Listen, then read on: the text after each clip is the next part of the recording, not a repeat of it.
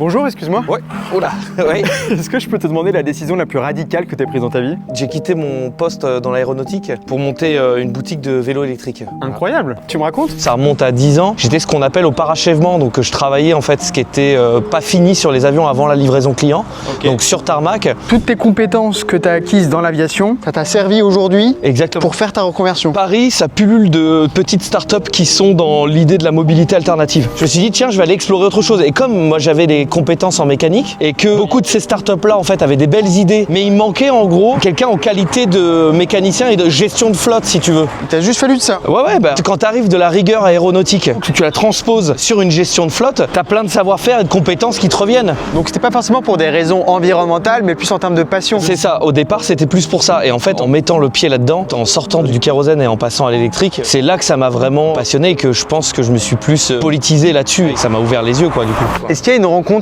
qui t'a marqué dans le cadre de cette reconversion? Bah, le milieu associatif, honnêtement. Cette association à Caen qui s'appelle La Demeurée, c'est là que j'ai découvert la vie en communauté, d'essayer de penser autrement, la vie ensemble. Il y avait une voiture qui était partagée par plusieurs personnes. On allait faire du glanage pour manger, on faisait des marchés. Ça m'a amené aussi à avoir un intérêt pour la transition écologique. Et c'est ça qui aussi, dans un deuxième temps, a fait énormément de sens avec le fait d'avoir quitté mon métier initial. Eh bah, bienvenue.